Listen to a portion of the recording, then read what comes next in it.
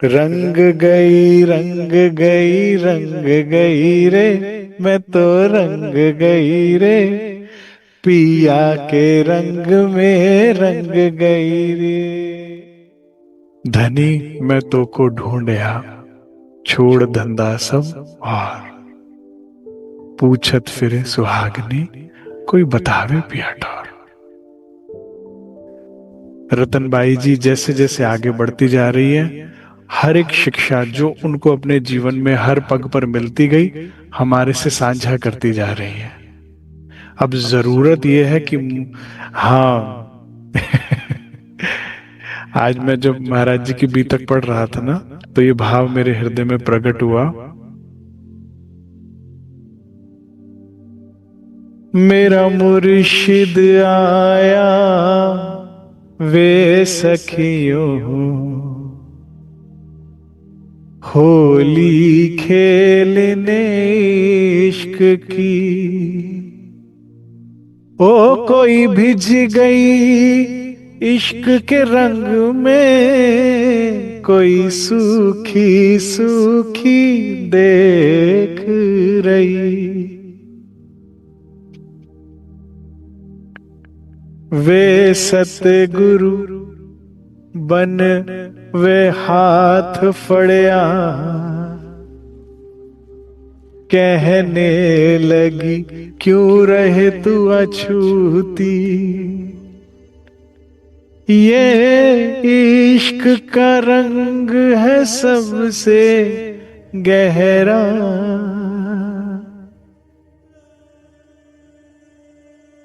तेरा अपना रंग क्यों नहीं तू अपना लेती। तेरा ये अपना रंग है, क्यों नहीं अपना लेती। इश्क का गुलाल उड़ाया मुर्शिद ने, वे रंग लो तन मन इस रंग में। मुझे ऐसा भाव बना जैसे वो तो दोनों हाथों से उड़ा रहे हैं, अब हम दूर खड़े इस तमाशे को देख रहे हैं प्रत्यक्षदर्शी बन के, कि घुस के उस रंग में रंग रहे हैं। रंग गई रंग गई रंग गई रे, मैं तो रंग गई रे, पिया के रंग में रंग गई रे। रंग गई, आनंद आ गया, आनंद आ गया। ये सुंदर जीवन है, रतनबाई जी जो जी रही है ना, ये सुंदर जीवन है। आज एक बहुत महत्वपूर्ण बात लेकर जाइए, मैं 3 दिन से रोज भूल जाता हूं। धनी की तरफ से एक बात हम सब सखियों के लिए है, या ये समझ लीजिए कि इसको पूर्ण सत्यता मान लीजिए। समस्त ब्रह्म मुनियों का जीवन के अनुभव का निचोड़ मैं आपको दे रहा हूं, बड़े ध्यान से सुनिएगा। जितनी ईमानदारी आप अपने जीवन में राज्य के साथ बरतेंगे, मुझे नहीं पता कितनी, जितने क्षण जितनी ईमानदारी है, 10% ईमानदार हो, 90% माया से हो, 20% 30%, और जितने दिन उतने का ही फल आप चखेंगे, और वो बड़ा मीठा फल है, यकीन मानिए। जो जितना जितना धनी से ईमानदार हुआ, वही सखी मस्त मलंग होकर नाच रही है कि इतना प्रेम तूने किया था तो मिल रहा था। और जो रो पिट रहे हैं, दुखी है ना, उन्होंने कभी किया ही नहीं, तो इसलिए खाली हाथ घूम रहे हैं। तुमने अपनी ईमानदारी माया के साथ की, तो समझ जाओ कि कसूर अपना है, गलती हमारी है। प्राणाधार सुंदर साथ जी, हमारी सब सखियां, चाहे वो सुंदर बाई थी, इंद्रावती जी थी, चाहे सभी बहुत कम उम्र में लग गई और ईमानदारी से लगी। महाराज जी की जीवनी सुंदर साथ जी चीख चीख कर एक बात बोल रही हैं, शायद आपने में से किसी ने पकड़ी हो, किसी ने ना पकड़ी हो। ईमानदारी ईमानदारी ईमानदारी से चल रहे हैं। इसमें कोई ढोंग है क्या? इसमें कोई पाखंड है क्या? इसमें मुंह पे कुछ और दिल में कुछ है? इसमें मर मिटने का जज्बा है उनको पाने के लिए, और इस जज्बे के साथ जो भी कोई रूह चली है, मेरा दिल ईमानदार है, ईमान मुझे चाहिए, तू वाकई चाहिए, और उसके लिए मैं हर कुछ कहने के लिए चाहिए चाहिए। और जब जरा सी भी परीक्षा, जरा सी कुर्बानी, जरा सा कुछ उसके लिए देना पड़ जाए तो जान निकल रही है। खुद को बचाओ मत, खुद को लुटा दो राज्य पे, क्योंकि जब वो लुटाने पर आएगा ना तो दुनिया देखेगी इतना बरस रहा है इस पे, छप्पड़ फाड़ के बरस रहा है, क्यों, क्या करे, उसकी मुट्ठी बड़ी है। इंद्रावती जी से सीख लो ना, इंद्रावती जी कहती है, एती मेहर, इतनी मेहर मुझ पर भाई, ए था दिल में शक। वही यकीन शक होता था कि भाई इतनी क्यों हो रही है, कहीं गलती तो नहीं है राज्य के अकाउंट में, इतने की तो मैं लायक नहीं। फिर ओहो, मैं जानी मौज महबूब की, उसकी मौज की बात है, ताई देत आप माफक। वो अपने माफक देता है, तुम अपने माफक हिम्मत करके दोगे जितना तुम पे है, वो जब देने आएगा उसकी मुट्ठी बड़ी है।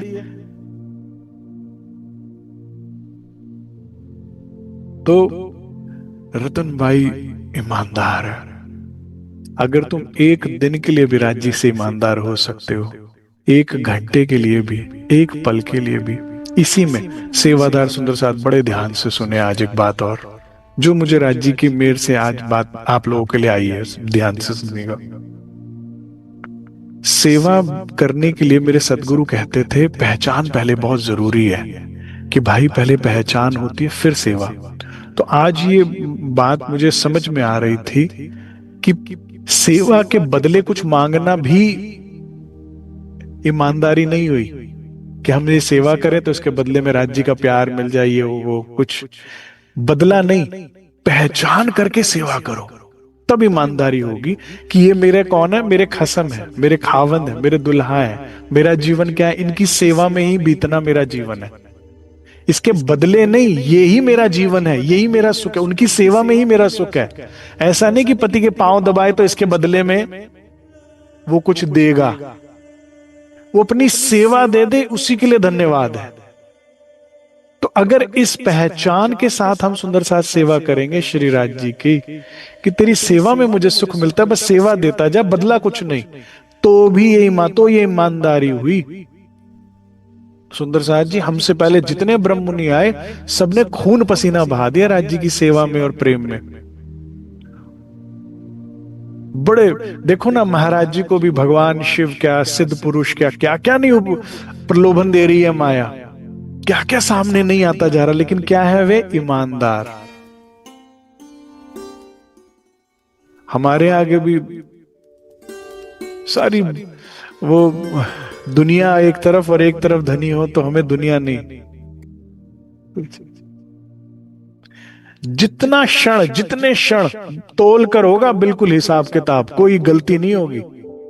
जितने क्षण तुमने ईमानदारी के साथ राज्य के प्यार में बिताए, उतना जब प्यार, उसके फल स्वरूप जब प्यार मिलेगा तो एक का कई गुना मिलेगा।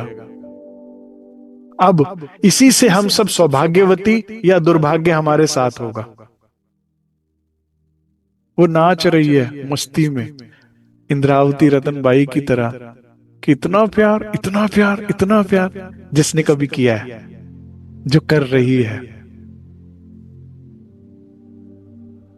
और वो दुखी है, इतना दुख, इतना दुख, इतना दुख चारों तरफ, जिंदगी इतनी दुखदाई, जिसने कभी ईमानदारी राज्य से नहीं करी, हमेशा माया से ईमानदारी करी, जिसने सुख और प्रेम की कामना करी संसारिक संबंधों से, जड़ या चेतन,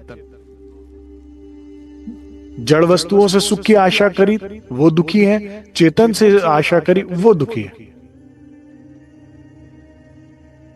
और जिन्होंने धनी से करी, जिन्होंने सदगुरु से करी, उसका क्या नतीजा निकला, इतना दिया सरकार ने मुझको, मेरी तो औकात न थी, ये तो कर्म नवाजी है उनकी, नहीं तो हम में कोई बात न थी। जिसने उससे प्रेम किया, निचोड़ ले लो, रतनबाई जी की जीवन का निचोड़ ले लो, वे क्या है, ईमानदार है। दो गाड़ियों में पांव नहीं रखा हुआ, दो नाव में सवार नहीं है, दो ऑप्शन नहीं है, एक ऑप्शन है। हम गृहस्थ में रहते हुए भी एक ऑप्शन, सेवा सब है, प्यार तुझी से है। सबकी हम करने की जितनी हो सकेगी क्षमता, आप बल देंगे, हम सबकी सेवा करेंगे, परिवार की भी और सुंदर साथ की भी। लेकिन आशा, इसके बदले आशा मैं सिर्फ तुझसे करूंगी। मेरा जीवन तेरे सहारे, उसे पल पल तू ही सवार, आत्म के धनी हो मेरे, शिरजी साहिब मेरो वाले। मेरा जीवन तेरे लिए है, मेरा जीवन का उद्देश्य, जैसे महाराज जी चल रहे हैं ना, उद्देश्य सिर्फ तुझे पाना है। सुंदर साथ जी सूफी कलाम में एक बड़ी मीठी बात आती है, सभी धर्म संप्रदायों में, सभी में एक ही बात कही, अध्यात्म का अंत क्या है? मैं खुद को मिटा दूं, भुला दूं और बस तू याद रह जाए। बड़ा मुश्किल है इन कंधों पे बोझा उठाना खुद का। इसमें मौज नहीं है खुद की चिंता में, खुद की परवाह में। मैं भुला दूं खुद को तुझ में, और तू मुझे, तुझको मैं याद रहूं, मुझे बस तू याद रहे।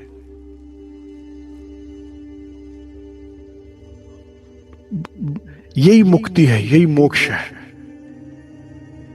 इसी से जन्म मरण का चक्र छूटता है।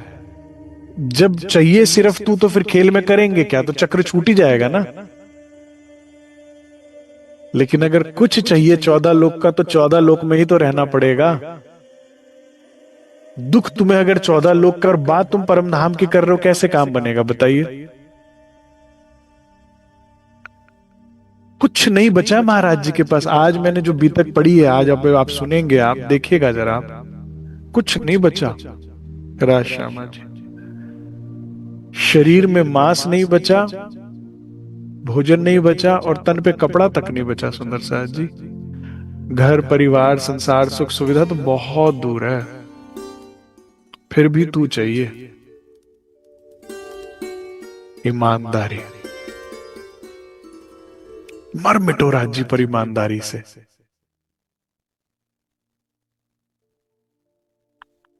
आठों पहर इंद्रावती, कभी तो अपने जीवन को भी हफ्सा बनाओ। हफ्सा का अभिप्राय क्या है? 24 घंटे 12 महीने सिर्फ राज राज राज राज राज राज। कुछ और सूझ रहा है इंद्रावती जी को? इससे पहले तो फिर वजारत करनी पड़ रही थी थोड़ी बहुत, इससे पहले तो फिर कुछ कुछ हिसाब समझना पड़ रहा था। अच्छा अनाज कितना हो गया, ठीक है। अच्छा कपड़ा लत्ता कितना हो गया, ठीक है। ये काफी है भंडारे के लिए, नहीं जी और कुछ चाहिए, अच्छा जी करते हैं। लेकिन हफ्सा मतलब आठों पहर 24 घंटे 12 महीने लगातार, आठों जाम बिरहनी श्वास ले तो हुक हुक। और फिर क्या हुआ? रूराज हो गई, इंद्रावती महामती हो गई, खेल खत्म। जिसको खेल देखना ही नहीं है, जिसको सिर्फ धनी को देखना है, वो खेल क्यों देखेगी? लेकिन दृढ़ निश्चय तो हो।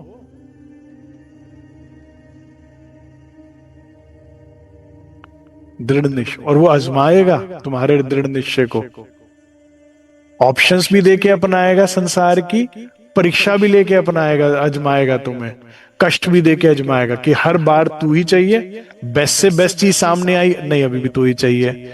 इतना कष्ट पाएगी मेरे साथ चलेगी, मेरे को मांगेगी तो तू भी तू चाहिए। फिर कहेगा आजा, चला इस पार आ जाओ, बस इससे ज्यादा नहीं ले पाऊंगा परीक्षा।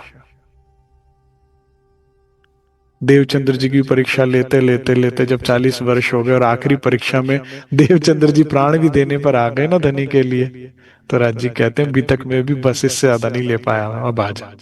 फिर मिलने के लिए खुद आ गए। तू मुझे ढूंढ नहीं पाएगी, मुझे ही आना पड़ेगा। महाराज जी के जीवन में भी सदगुरु रूप बनकर खुद राज जी आएंगे। महाराज जी नहीं ढूंढ पाएंगे। ढूंढ पाएंगे क्या? अभी आगे चल के आएगा, सीताराम मंदिर में दादा गुरु आएंगे। क्या हुआ इसे? चल पहचान कर, चल चल वहां चल, वहां तुझे बताता हूं तेरे घर की बात सारी। और वो कैसे थे, छिपा भेष प्रीतम का। महाराज जी चाहते भी तो ढूंढ नहीं पाते, कोई ख्याति नहीं थी उनकी, किसी से बात ही नहीं करते थे सत्संग की। महाराज जी के से पहले ना महाराज जी के बाद किसी से उन्होंने बात ही नहीं करी राज जी की। हम उनके परिवार से, दादा गुरु के परिवार से ही मिलकर आए ना, उन्हें उन्हें पता ही नहीं था दादा गुरु इतनी बड़ी शक्ति थे। जब सदगुरु सरकार साहब महाराज जी के अंतर ध्यान के बाद पहली बार सोनगिरी गए ना वापस, तो उनको पता लगा, अरे महाराज जी इतने मैंने आगे निकल गए, इतनी ख्याति हो गई इधर। उन्हें ना दादा गुरु की महिमा पता थी ना महाराज जी, क्योंकि किसी से बात नहीं करी, इसलिए महाराज जी ने कहा छिपा बेचते हो प्रीतम के, मेरे लिए ही बैठे थे छिपके और किसी को अपनी पहचान ही नहीं दी, बाकियों के लिए बिल्कुल ऐसे साधारण मनुष्य बने थे। अब सोचो कितनी बड़ी कृपा होगी कि श्रीराज एक डेडिकेटेड तन लेकर आए महाराज जी के। लेकिन प्यार भी तो ऐसा करो, प्यार भी तो ऐसा करो। सब हम अपने अपने जीवन को देखें और टटोले, खुद ही देखें कि क्या ये प्रेम कहानी चल रही है तुम्हारी, या स्वार्थ की कहानी चल रही है। क्या इस कहानी को सुनकर आने वाला सुंदर साथ प्रसन्नचित और प्रेरित होगा, कि घृणित होगा, रहे ये क्या जीवन है, ये क्या बता रहे हो।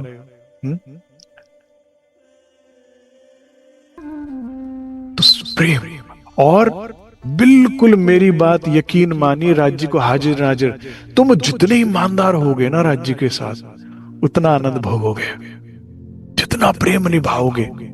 मैं अपने जीवन के अनुभव से एक और बात कहता हूं, अगर आप राज्य के लिए कुर्बानी में रुमाल छोड़ दोगे ना, वो चद्दर से कम नहीं देता। एक बार को तो जान निकलेगी यार, रुमाल एक ही था। एक नहीं, असंख्य उदाहरण है मेरे पास जीवन में, असंख्य। लेकिन हाँ, पूरी ईमानदारी। जैसे एक बार क्या हुआ, एक छोटा बच्चा हाथ में 2 सेब पकड़े हुए जा रहा था, सामने से माता जी ने देखा, और ऐसे जैसे छोटे बच्चा होता, बिल्कुल छोटा बच्चा, उसको छेड़ने के लिए कहती, माँ तो चाहती है बच्चा सेब खाए, तो कहती अरे वाह, आज तो भाई बड़े अमीर हो गए, 2-2 सेब हाथों में लेके जा रहे हो भाई चिंटू भाई, क्या बात है, मौज हो गई तुम्हारी। तो छेड़ने के लिए कहते एक मुझे दे दो ना। तो बच्चा क्या कहता है, फौरन दोनों सेबों पे चक्की मार के झूठा कर देता है। तो माना सोच निराश हो जाती, कहती अच्छा ये देना नहीं चाहता था इसलिए दोनों झूठे कर दिए। लेकिन वो बच्चा क्या कहता है, मम्मा ये वाला मीठा आप खा लो।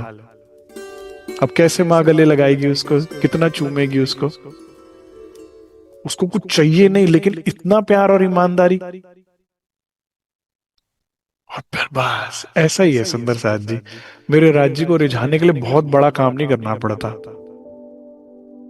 ईमानदारी। कहीं खड़े हो, किसी भी सेवा में हो, कहीं पे भी हो, तुम्हारे हर पसीने को वो देख रहा है बहाते हुए। अगर मैं ईमानदारी से खड़ा हूं, नहीं मेरे राज्य का काम है, ये मेरे राज्य का काम है, ये मेरे राज्य की सेवा है। उन्होंने कहा है सुंदर साथ की सेवा में मेरी सेवा है, तो बस लगे हुए हैं हम। मेरा जीवन उनके लिए नहीं। कितनी बड़ी समस्या आ जाए और कितना बड़ा ही हमारे सामने अपॉर्चुनिटी हो कि ये कर दिया तो मजे आ गए, नहीं, मेरे राज्य की जो बात नहीं वो नहीं, जो मुझे मेरे राज्य से दूर करे वो नहीं। जो रतनबाई, सुंदरबाई या सुंदर इंद्रावती की तरह जिसने समेट लिया अपने आप को सारी दुनिया से कि बस अब मैं तेरे लिए हूं। लोगों में कमलियां, जो कहना है सो कह ले, ऐसा जग दे ताने सह ले, सब सह लूंगी लेकिन बस अब तेरी हूं। फिर वो होगी पिया नाल रैणिया, वो मौज ले रही है, वो तो खेले प्रेमी पहाड़ प्यास, वो खेल रही है वहां पर रोज धनी का हाथ पकड़कर। वो है नहीं खेल में, देखन को तन सागर माए, दिख रहा है आपको। हर युग में ऐसे ब्रह्म मुनि हुए हैं, ब्रह्म अनुभवी हुए हैं, जो दिखने को यहां दिख रहे हैं वो रोते हैं वहां रोज, हर रोज। और उनकी मौज जब आएगी आपके ऊपर तो आप जानोगे कि कितनी होती है। मैं शब्दों में कितना ही बयान कर पाऊंगा, लेकिन यही है, यही कहानी है रतनबाई की, समझ लो तो ईमानदारी। अब बैठे थे गौमुख के वहां ध्यान समाधि में, भगवान शिव ने ध्यान दिया प्रसादी, लेकिन स्वीकार नहीं कही, आरोगी नहीं। कारज कारण बना, राज्य ने अपनी प्रसादी देनी है और कौन सी देनी थी। उसी दिन भोजन प्राप्त किया था। महाराज जी कहते हैं हमारा नियम है, भगवान शिव तो मौन रहे, वे तो लीला जान रहे हैं लीलाधारी की। दिव्य पुरुष कहते हैं कोई बात नहीं, 1 महीने यहाँ रहते हैं, वे दोबारा आएंगे, आपको दर्शन देंगे, प्रसाद देंगे, और जो आपको चाहिए मनोकामना पूरी होगी, यहीं रहना महीने के लिए। इतने में धनी ने भेजा हुक्म का तन, साधु रूप में आए और उन्हें वहां टिकने ही नहीं दिया कि चल चल तेरी जर्नी और आगे की है भाई, ये जन्म रतन भाई तेरे खराब नहीं होना। यही वो शक्ति है जो जो उनको पाठशाला प्रवेश नहीं करने दे रही थी। यही वो शक्ति है जो आगे चलाती जा रही है धनी तक पहुंचाने के लिए। जबराइल सराफिल भेज दिए 2 अमर, निगहबानी की जो मेरे खासे बंदे पर। वो सिक्योरिटी भी कराते हैं और मार्गदर्शन भी करते हैं, यहाँ यहाँ यहाँ आगे चल आगे चल।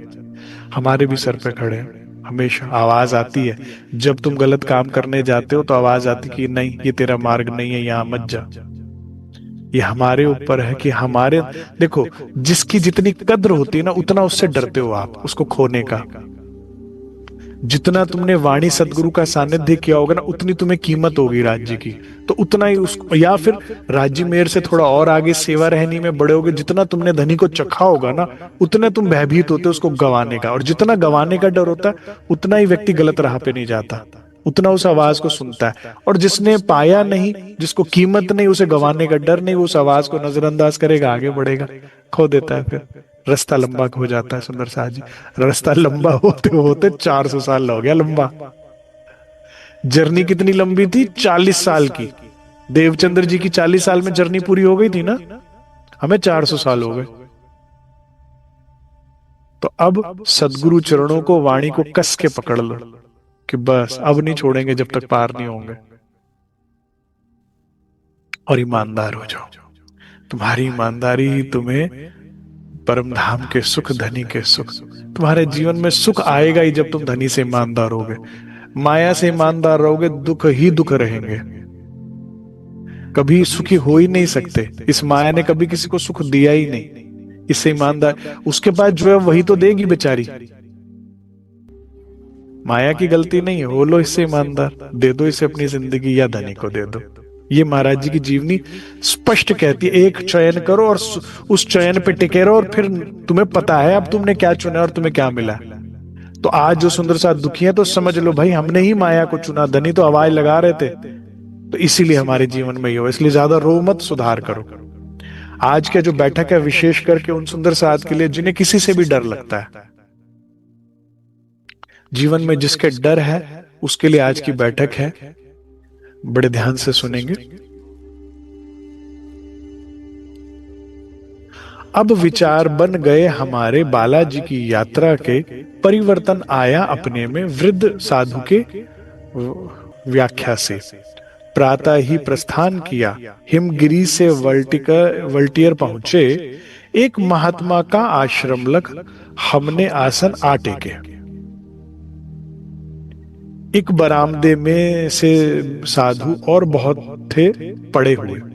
अब महाराज जी यहां से चल के वल्टियर आ गए, पहुंचे, और वहां एक महात्मा का आश्रम है, जहां अन्य भी महाराज जी के जैसे आश्रम होते हैं, पीछे कक्ष बने होते हैं, फिर सामने खुला आंगन होता है बाउंड्री वॉल के अंदर। तो वहां पर जो स्थान था, आंगन था, उसके अंदर बहुत और भी साधु ठहरे हुए थे।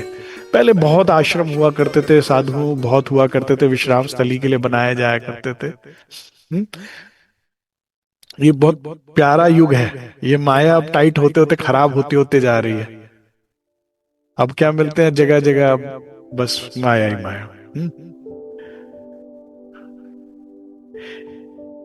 एक बरामदे में से साधु और बहुत पड़े हुए, कुछ के आसन लगे पड़े थे। देखिए कितनी डिटेलिंग में बताते हैं महाराज जी, जहां भी बात कर रहे हैं, और कितनी पुरानी बात कितने विस्तार में बताते हैं प्रताप जी को। कह रहे भाई वहां साधु टिके हुए थे, कुछ ने अपने आसन बिछा रखे थे, बिस्तर वगैरह बिछा रखे थे, किन्हीं के सिमटे हुए बस थोड़े देर गठियां दिख रही थी, बिछे हुए दिख रहे थे।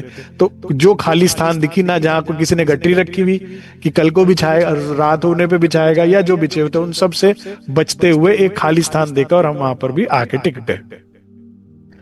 क्या सुनिए क्या कहते हैं महाराज जी। सदा बैठकर ही अपने ने जहां गए विश्राम किया।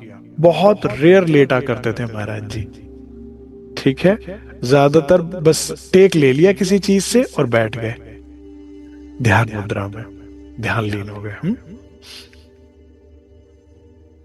लिए सहारा एक मीत का हम आसन पर थे पसरे, कहते हम बैठे हुए थे टेक लगाकर, थोड़ा सा रेस्टिंग पोज में थे। एक महात्मा जी अपने आगे से होकर के गुजरे, एक कोई महात्मा थे आगे से गुजरे, रहे देखते हम उनको पर बिल्कुल नहीं प्रणाम किया। महाराज जी कहते मैंने, वो सामने से गुजर रहे हैं, कोई वृद्ध थे कोई बड़े थे, सब लोग प्रणाम कर रहे थे, हमारे आगे से गुजरे, हम देखते रहे, प्रणाम नहीं किया है, शिष्टाचार नहीं निभाया हमने उनके साथ, जो कि एक होता है, एक साधारण कोई साधु है कोई महात्मा है, उन्हें प्रणाम करिए आप, सब आदरणीय है, सब कर रहे हैं, नहीं किया उन्होंने।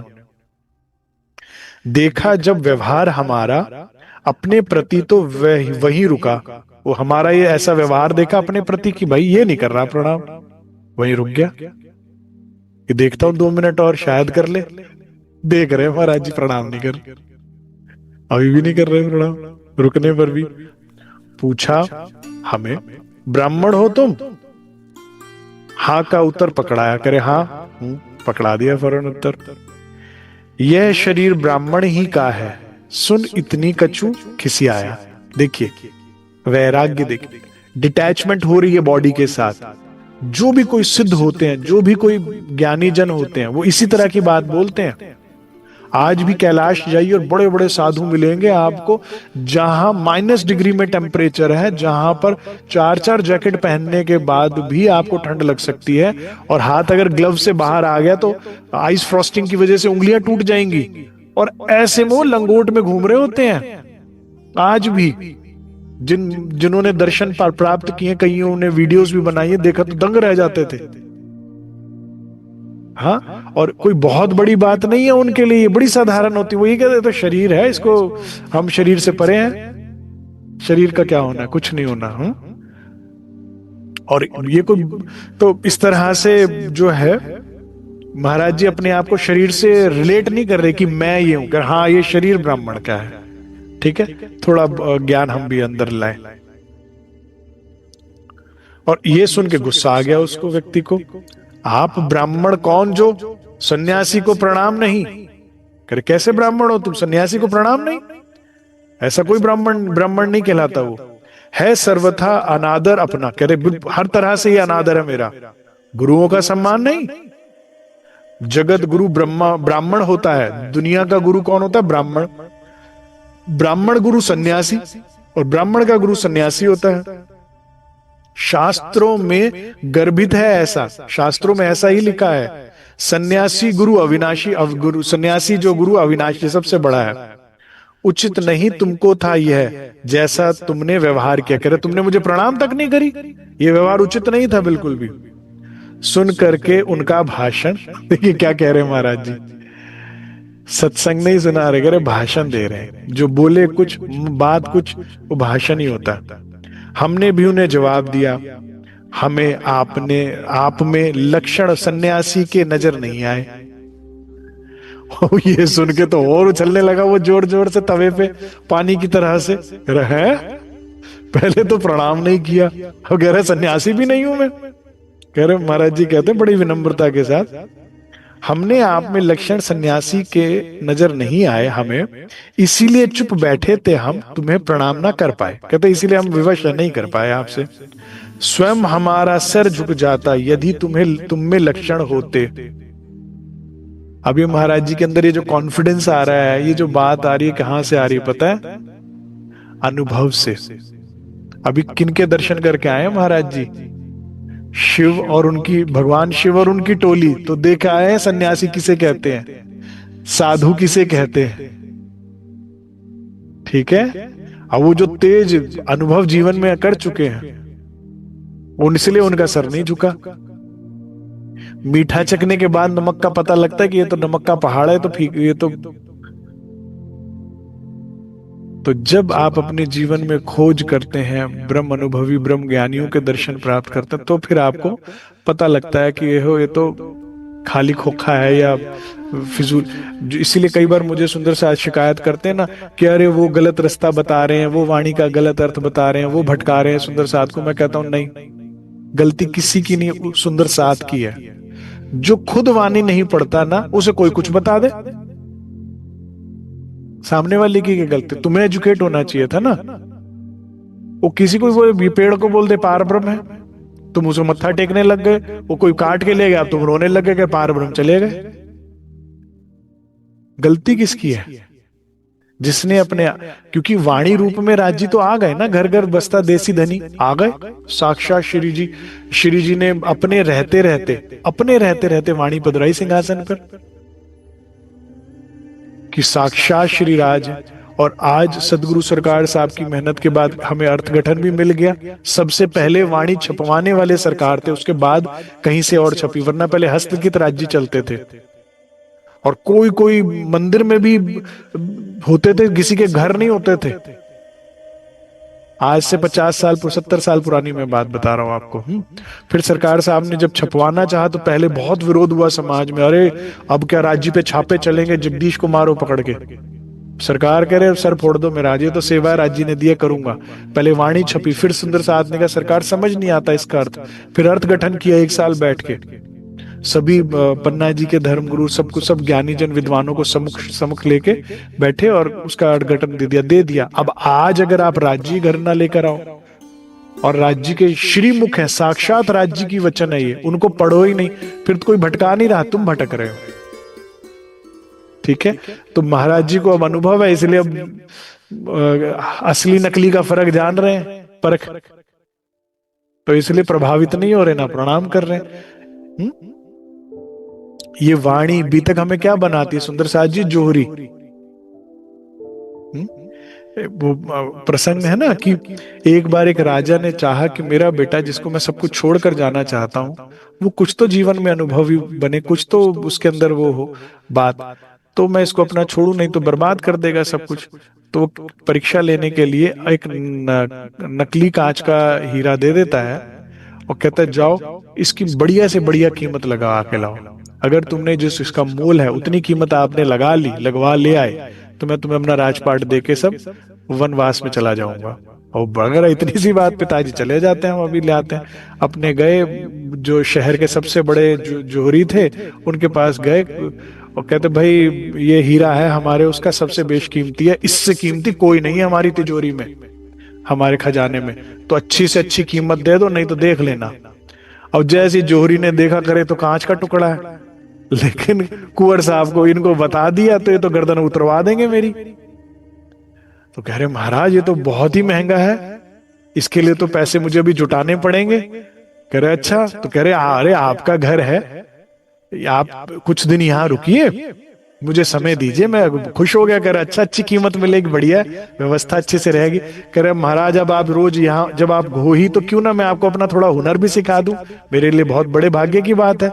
तो रोज थोड़ी थोड़ी परख बताने लगा हीरे की, देखो ऐसे में चमक इतनी होती है, डेंसिटी होती है, ऐसे उसको लेंस से देखना चाहिए, ये करते पर उसकी पूरी निपुण बना दिया उसे। ठीक है, कह रहे महाराज आज आपकी परीक्षा, वो जो शिक्षा सारी पूर्ण हो गई, अब क्या करते हैं, वो जो मैंने अंदर तिजोरी में सबसे महंगा हीरा रखा, अब आप ही देखो, आप ही कीमत लगाओ, जो कहोगे दे देंगे। अब वो हीरा निकाला, उसने देखा, कह रहे तो कांच है। कह रहा जी महाराज। कह रहा अब तक क्यों नहीं बताया? कह रहा गर्दन प्यारी थी मुझे। समझ रहे हैं आप? बीतक हमें पारखी बना रही है।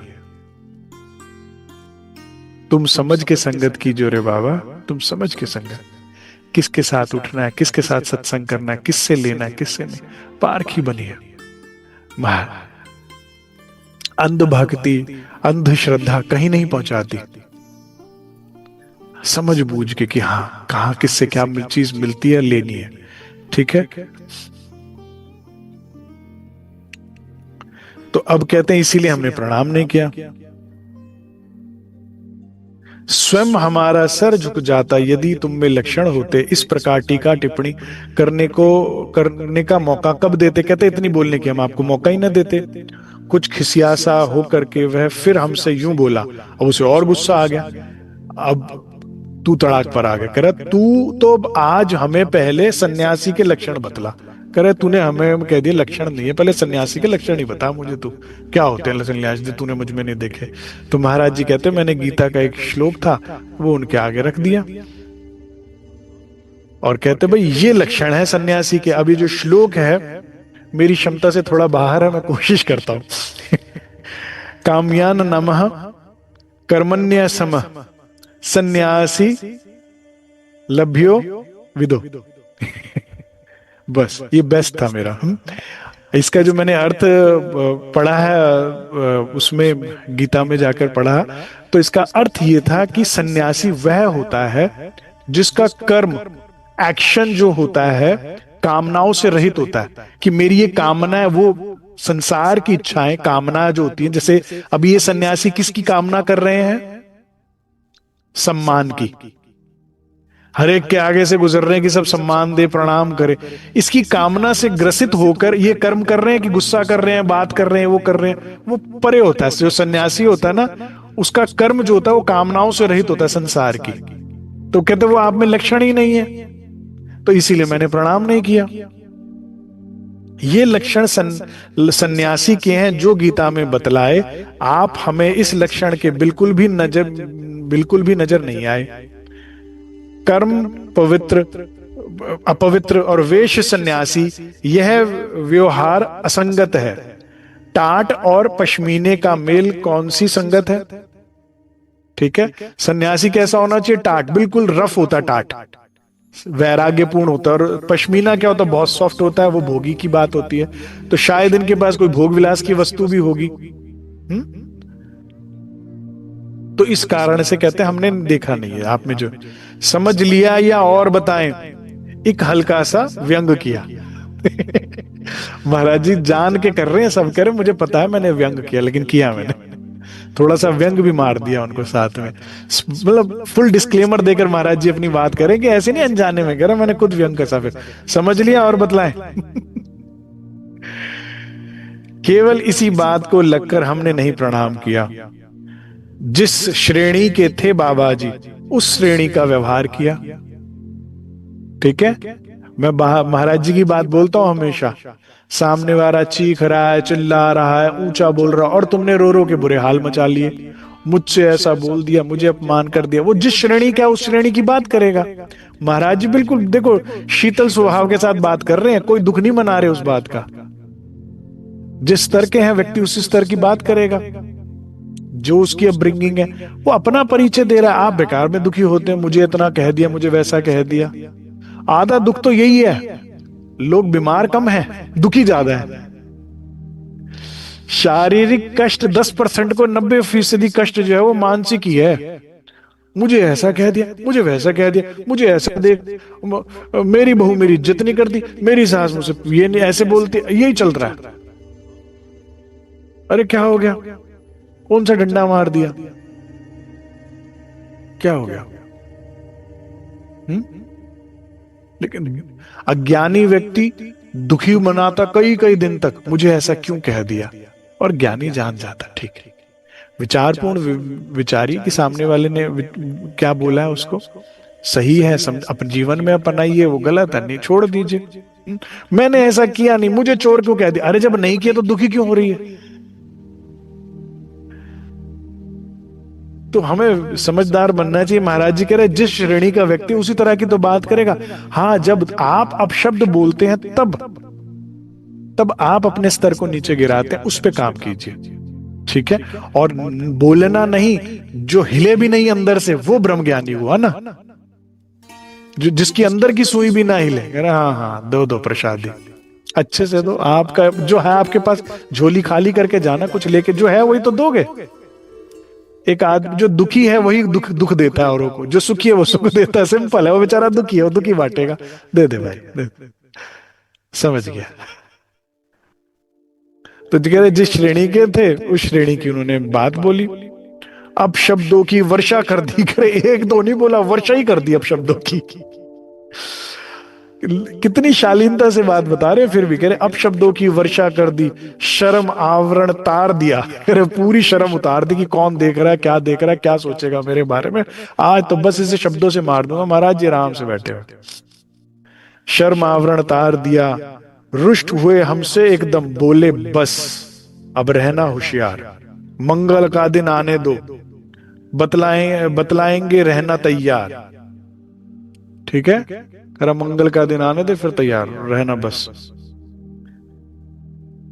अब महाराज जी को भी ना थोड़ा सा तो आवेश है, थोड़ा कॉन्फिडेंस कह लो, थोड़ा सा वो कह लो, इतना जीवन का चल चुके हैं ना, अब इतना उसका अनुभव है।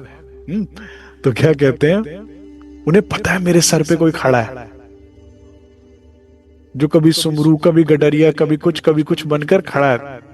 सुंदर साहब ji, point to be noted, note कर लीजिए। जीवन में माया अंदर बाहर से कई बार डराएगी, लेकिन एक बात आपको हमेशा शीतलता देगी कि अगर मैंने किसी का गलत नहीं किया तो मेरे साथ गलत नहीं होगा। मैंने गलत नहीं किया ना, तो बस मेरे सर पे राज्य है। मैं गलत करूंगी तो मेरे सर पे ही राज्य है, वही डंडा मारेंगे।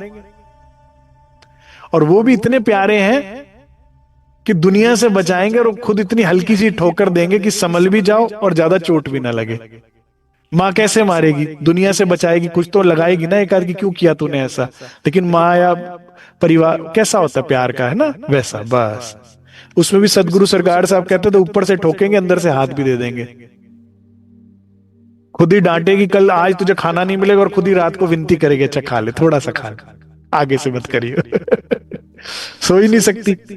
ऐसा है, ये विश्वास जीवन भर रखिएगा, कभी भयभीत नहीं होंगे आप कि मैंने किसी का गलत नहीं किया तो मेरे साथ, किसी के करने से गलत नहीं हो सकता मेरे साथ। मैंने कोई चूक करी होगी तो उसे सिखापन के लिए राज्य करेंगे, और फिर से उस सहर्ष स्वीकार कीजिए और कहे ठीक है धनी, कोई जीवन में दुख आए को कुछ ना कुछ तो गलती मैं कर रही हूं। विचारो, सामने वाले से नाराजगी दुश्मनी की बजाय कहीं तक कुछ चूक हुई है, क्योंकि जेड सिक्योरिटी में अगर कुछ हुआ है तो कुछ ना कुछ तो सिपाही मिले हुए हैं ना, इसका मतलब।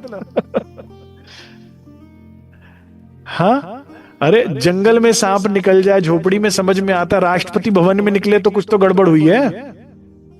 वहां कैसे आ गया? तुम कौन हो? अक्षरातीत फिर कैसे हो गया? कहीं ना कहीं धनी हमें कुछ, तो फिर विचार में एकदम बैठ जाइए, कहां चूक हो रही है।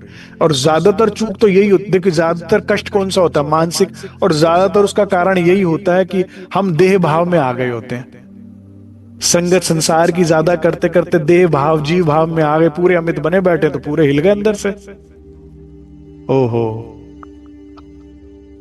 ध्यान भजन कम हो रहा था, सत्संग कम हो रहा था, चितवन कम हो रहा था, सेवा में कहीं कमी आ रही थी। इसलिए हमें तो कभी भी कोई सुंदर साथ कहता है अरे हमारा इतना नुकसान हो गया व्यापार में, तो हम तो साफ कहते भाई जीएसटी कटा होगा, और क्या, हमें क्या पता। अरे जीएसटी, हाँ, गॉड सर्विस टैक्स, सेवा नहीं करी होगी तो काट लिया, जितनी बनती थी आपकी।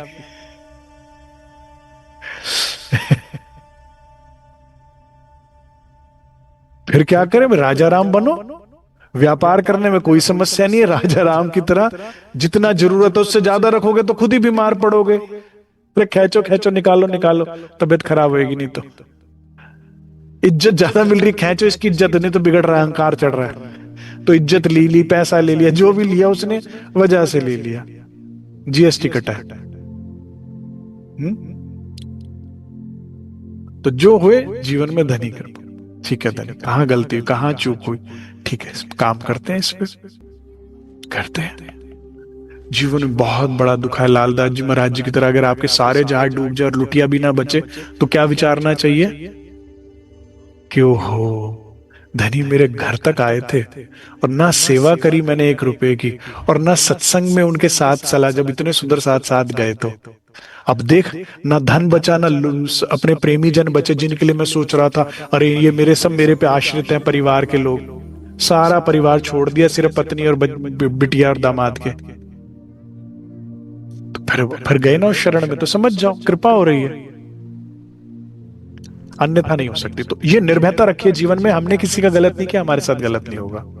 ठीक है, हाँ, माया डराती है कि दुश्मन शक्तिशाली है, ऐसा ना हो, वैसा ना हो, ये ना हो, कुछ हो, कितना ही हो।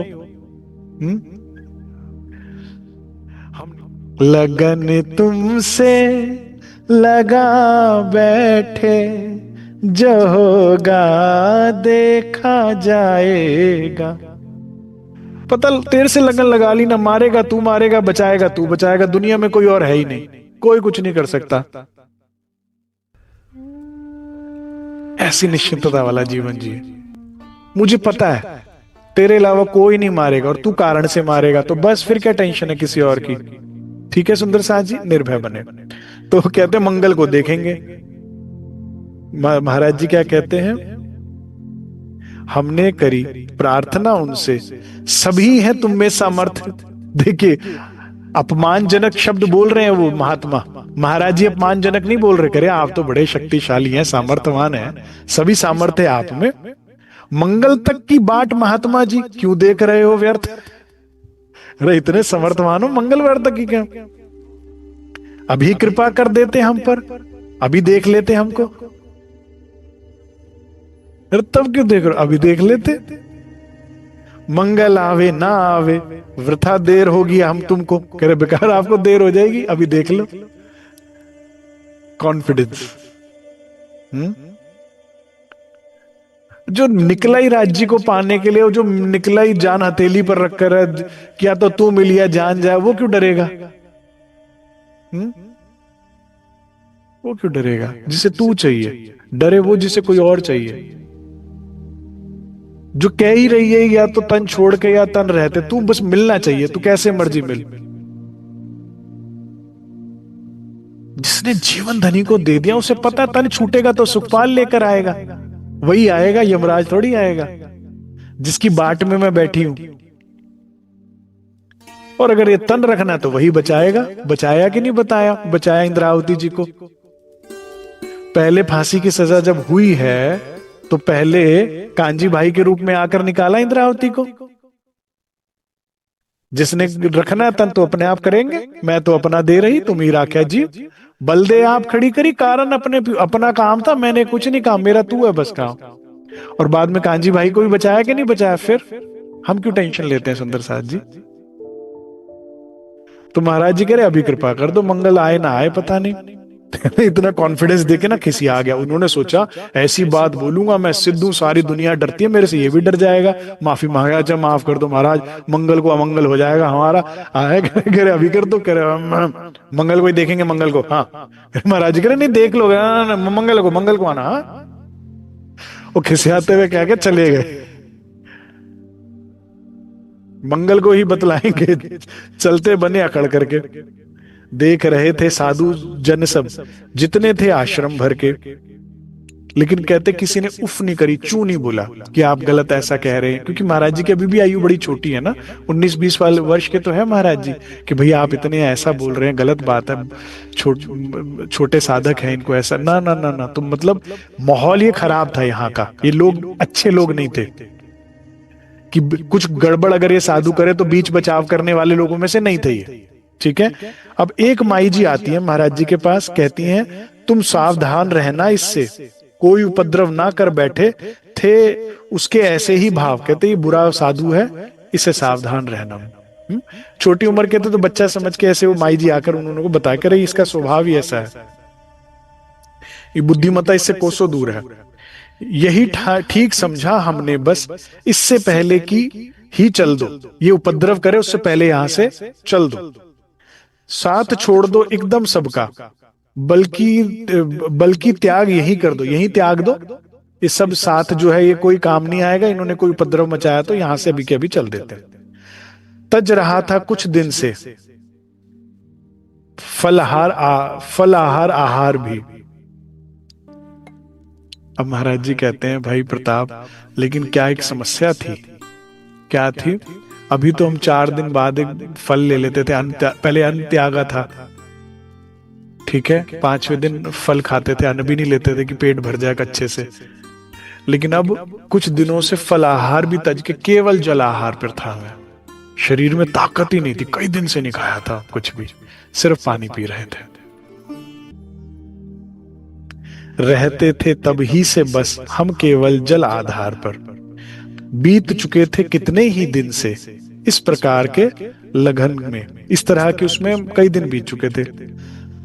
लगन से कमजोरी इतनी ही आ पहुंची थी तन में। अब कह रहे शरीर में तो उठने की ताकत नहीं थी और यहाँ जाने की बात हो रही है, यहाँ चलने की भी क्षमता नहीं थी। शरीर जिस जिस सुंदर साहब ने थोड़ा बहुत भी वैराग्य कभी देखा हो, लिया हो, हाँ, तो वो इस बात को समझेगा। जब एक दिन खाना छोड़ो तो कैसी स्थिति होती है, 2 दिन में कितनी होती है, 3 दिन में कैसा शरीर बिल्कुल निढाल हो जाता है। 3 दिन के बाद भी अगर सुंदर साहब जी आप चौथे दिन भोजन करते हैं ना, तो भी कमजोरी 2 दिन और रहती है, जबकि आप खाना खा रहे हैं। वो 3 दिन वाला जो नहीं खाया होता, उसकी वीकनेस अभी भी आपको बेड से उठने नहीं देती। शरीर नहीं ताकत बनाता भी, लेकिन उन्होंने तो कई दिन से नहीं छोड़ा, तो शरीर उठने की बात नहीं, ताकत नहीं थी और चलने की बात हो रही थी। महाराज जी कहते एक ही समस्या आई हमारे सामने, उठना खड़ा हो कोई उपद्रव। कहते लेकिन ये सोचा कि कोई उपद्रव ना खड़ा हो जाए, हमने उठ प्रस्थान किया। कहते हमने फिर मेहनत थोड़ी बटोरी और प्रस्थान किया। हमको जाता देख महात्मा, अब देखो कितना दुष्ट महात्मा था। एक बात खत्म हो रही है, जा रहा है व्यक्ति, जाने नहीं दे रहा। हमको देख के महात्मा ने भी मन में ठान लिया, साथ साथ चल दिया हमारे, अपने पूरे साथ समेत, अकेला भी नहीं, जुत्था लेकर साथ पीछे चल पड़ा महाराज जी के। अब सुंदर साहब जी ये समझने की बात महसूस करके देखिए आप, अपने क्षेत्र में आदमी कैसे शेर होता है और अपने क्षेत्र से बाहर जाते ही आवाज नीचे हो जाती है कि भाई यहाँ कोई बीच बचाव करने वाला भी नहीं, कोई जान नहीं पहचान नहीं। महाराज जी अपने घर से कितनी दूर बैठे हैं और कहा जंगल ही जंगल सारा, और ऐसे में इतना उपद्रवी महात्मा और उसके साथी, कुछ भी हो सकता है। तो थोड़ा तो डर लगेगा ना। तो कहते पीछे पीछे चल दिया, मैं तो सुनते ही डर गया। मैंने कहा ये रास्ते में कुछ काम ना करे, गड़बड़ हमला ना कर दे। महाराज जी पे इतने साथी लेके चल रहा है, अपने साथ ही जाने की भाई तंत्र विद्या बिना और शरीर बल प्रयोग करे, कुछ करे महाराज जी के साथ। तो उनको महाराज जी कहते हमें थोड़ी चिंता हुई। हमने सोचा अब निश्चित ही लेना है कुछ अनहित। कहते अब तो कुछ अनहित होना ही है। महाराज जी को समझ में आ गया, साथ चल दिया पीछे पीछे। बताओ उठकर कितना खाली था और कितना क्रोधी था। इसलिए बड़े बुजुर्ग कहते हैं अच्छे आदमी को प्रणाम करो ना करो, बुरे को जरूर करो। आपको बड़ी हैरानी की बात है नहीं, क्योंकि अच्छा आदमी अपने स्वभाव के कारण आपको क्षमा कर देगा, चलो नहीं करी तो कोई बात, बुरा नहीं माफ करेगा। अच्छा मुझे नहीं करी, आज नहीं कल नहीं तो परसों समय खराब करेगा, इसलिए बुरे आदमी को तो प्रणाम करो जरूर। ऐसा बुद्धिमान लोग कहते हैं। और इसको देखो ये खाली है, ये पीछे चल दिया उपद्रवी। तो महाराज जी को थोड़ी चिंता हुई कि भाई अब तो कोई अनहित जरूर होगा। उपद्रव तो है ही तय, अब कहते अब तो होना ही होना है। हमने चाल बढ़ा दी अपनी, भुगतेंगे जो होना है। तो क्या किया महाराज जी ने, थोड़ा डिस्टेंस क्रिएट हो जाए, शरीर में ताकत नहीं लेकिन थोड़ा भागने की बजाय चाल थोड़ी सी तेज कर दी। ठीक है कि डिस्टेंस क्रिएट हो पाए, शायद थोड़ा बहुत, ताकत नहीं है शरीर में। जबकि महाराज जी अब चल रहे हैं थोड़ा तेज और साथ साथ में सोचते हैं जो बोया काटेंगे अब तो, डरना ही अब काहे का, जो बोया वही काटोगे। ये याद रखना चाहिए सुंदर साहब जी, जो बोगे वही काटोगे और कुछ नहीं। कह रहे जो बोया वो काटेंगे, अब डर का अब काहे का। पर जितना बच सके बच लो, भुगते यदि सरान पड़ा। कह रहे आएगा तो भुगत लेंगे, लेकिन जो जितना बच जाए तो इसीलिए उपद्रव से बचने के लिए कहते हैं हमने थोड़ी सी गति बढ़ाई। हमने निज आहार तज के मरना ठान लिया ही था। कहते महाराज जी मैंने ऐसी अनन्य त्यागा था मरने के लिए कि या तो परमात्मा मिले या खत्म हुए शरीर, क्या गठरी ढोरे बैठ फिर रहा हूं मैं। इसलिए कहते जब मरना ही तय हमने कर ही लिया था तो फिर इसलिए डर कोई था भी नहीं खास। जब मरने पर उतर आए तो फिर आगे भय ही क्या था। 8 रोज के भूखे थे हम, केवल जल ही था आधार। 1 2 दिन 4 5 दिन 8 रोज जाने। लेकिन महाराज जी कहते प्रताप पता नहीं क्या हुआ, 8 दिन से खाना नहीं था तो शरीर की तो ताकत कोई थी नहीं, लेकिन जाने किस कोने से शक्ति उदय हुई एक साथ अपार। एकदम से कोई शक्ति आई, महाराज जी में प्रवेश कर दिया उस शक्ति ने। अब क्या हो गया, एक अपार शक्ति अंदर महसूस हुई, लेकर चली तेजी से हमें, एकदम स्पीड बढ़ा पड़ी, शक्ति बढ़ने, पांव पांव जमीन पर ही नहीं चल रहे, हवा में ही चल रहे महाराज जी, उड़ाती भी ले जा रही है वो शक्ति उन्हें। देखिए सुनिए, पड़ने लगे फूल से पैर, ऐसे बस टच हो रही है धरती, बस नाटक भर दिखने भर को उनके ऐसे पांव लग रहे हैं, लेकिन उड़ाती ले गई तेजी से। अब कितनी स्पीड से लेके गई सुनिए जरा। पीछे छोड़ दिया सभी को, क्या बैरी क्या उसका बैर, कह रहे सब पीछे छूट गई, ऐसे करके ले गई वो शक्ति, बैरी भी और उसका बैर भी सब पीछे रह गया। देखिए कितनी स्पीड से लेके गई वो शक्ति। 35 मील यात्रा उस दिन जल के बल पर कर डाली। 35 मील होता है calculated into kilometre, 50 kilometre, 50 kilometre रुक करके ले गई शक्ति वो।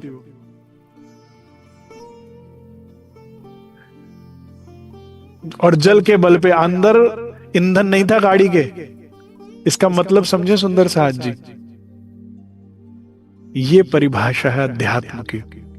हम लोग बहुत सोच विचारते हैं, ये खाना है, ये नहीं खाना, इससे शरीर कमजोर हो जाएगा, थोड़ा ये भी ले लो जीवन में, ये भी ले लो, बहुत चिंता करते हैं शरीर का, और बहुत इसे बढ़िया से पालते पोसते हैं। और इसकी बड़ी, शरीर के बल से तुम एक शायद पत्थर भी ना हिला पाओ भारी, आत्मा के बल से पहाड़ गिरा सकते हो। लेकिन सारी जिंदगी हम लगा देते हैं बस शरीर पे, आत्मा पे नहीं। शरीर के आहार पर जितना तुम ध्यान देते हो, उसका 10% भी आत्मा के आहार पर देखो ना, तो विश्व विजय कर सकते हैं आप। यह आत्मिक बल है। बिल्कुल मेरी बात सच्ची मानना, आप बिल्कुल सच्ची बात मानना। एक व्यक्ति से नहीं जीत सकते शरीर के बल से, दुनिया जीत सकते हो आत्मिक बल से। आत्मिक बल बढ़ाने पे ध्यान दीजिए।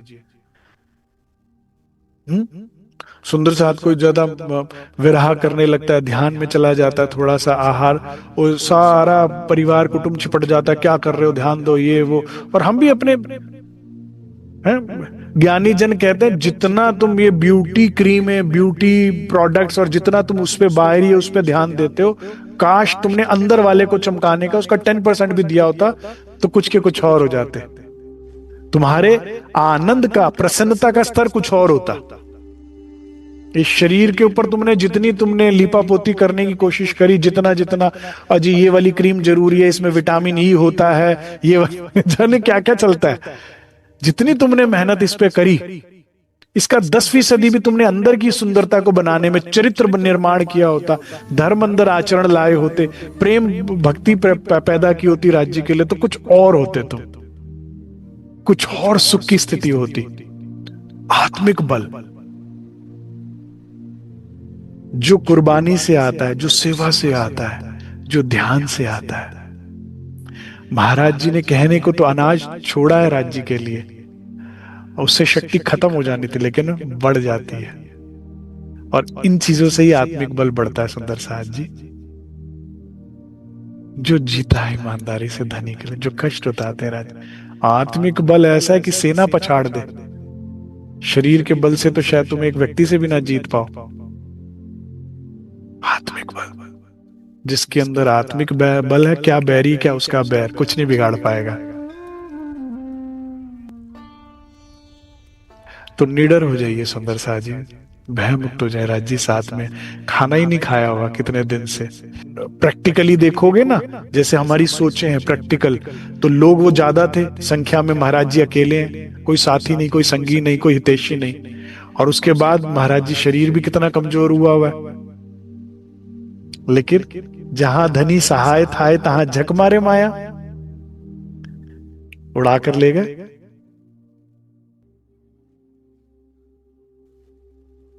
और आगे चल के क्या होगा, अभी तक का मैं पहले से ही बता देता हूं। मंगल को उसी का मंगल होगा, जो समय दिया है उसी का बोरिया बिस्तर सिमट जाएगा। मेरी रूह को,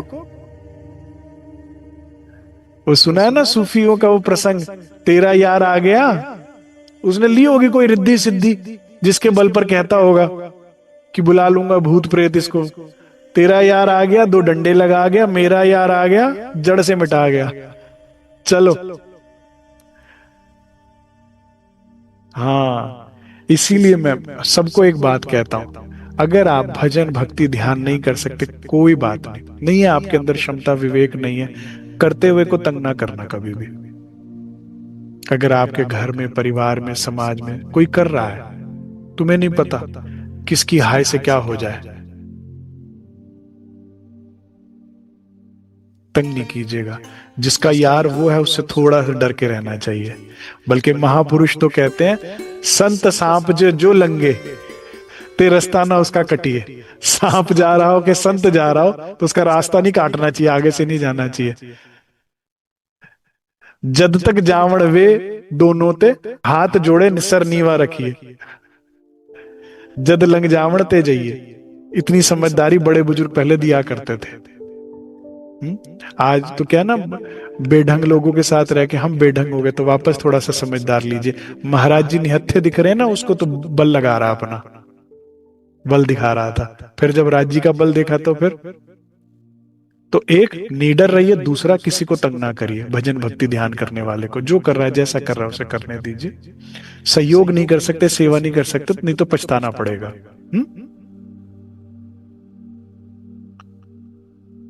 आगे क्या कहते हैं महाराज जी, जल की थैली भर लेते थे। कहते जहां जगह मिलती थी, जहां पानी मिलता था, जल की थैली तो भर लेते थे। अन्न की खाली, लेकिन अन्न वाली झोली खाली रखते थे। अब ना मांग रहे ना भर रहे, उसको रख रहे कुछ। पेट पीठ तक जा पहुंचा था, पेट पूरा पीठ तक जा गया। आंखें ध्वस्त हुई अंदर, वो आंखों को जो होल्ड करने वाली मसल्स हैं, क्योंकि जब पहले बॉडी में से फैट बर्न होता है, आप उपवास करते हैं, फिर फैट के बाद मसल्स भी बर्न होती हैं, तो प्रोटीन जाता बॉडी से, तो वो आंखों को पकड़ने वाली मसल्स भी नहीं है, तो आंखें अंदर चली गई बेचारी, हड्डियों से जा लग गई ना। और वही गालों का हाल हो गया, पूरा फैट और मसल्स बर्न हो गए यहाँ के अंदर के, वो बिल्कुल हड्डियां दिखने लगी, अंदर चली गई गाल। गाल धसे से मुंह के अंदर, और कमान सी बनी कमर, बिल्कुल ऐसे कमर, बिल्कुल पीछे भी कोई कुछ नहीं, मसल्स नहीं रह गई, बिल्कुल ऐसे कमान की तरह हड्डियां पूरी, आप गींद सकते थे एक एक दो चार ऐसे। ऐसा महाराज जी कह रहे हैं, प्रताप हमारी स्थिति हो गई थी। सोचिए, धनी मैं तो को ढूंढिया, छोड़ धंधा सब, और कितना हम चल रहे हैं इस चौपाई पर, और महाराज जी कितना चले। क्या करूं धनी तुझे पाने के लिए, और खोजने के लिए तुझे जगन्नाथ तक गई, नहीं मिला तो खोजते खोजते कैलाश तक गई, नहीं मिला तो तू नहीं मिला, सदगुरु रूप में भी नहीं मिल रहा। और देख देख तेरे इश्क में, प्रेम में मैंने क्या हालत बना ली अपने शरीर की, ये सोच के कि शायद अब तू आ जाएगा, अब तू आ जाएगा। ऐसा प्रेम।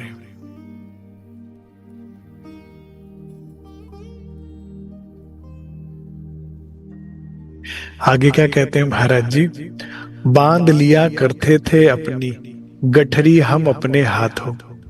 कहते महाराज जी, कहते जहां बैठते थे ना, गठरी अपने हाथ से बांधना, मतलब हाथ पकड़ा अपना, बस पद्मासन लगाया, शरीर ऐसे इकट्ठा कर लिया और बस टेक लगाया और ध्यान लीन रहा करते थे। अब महाराज जी कहते अपनी गठरी बांध लेते थे बस।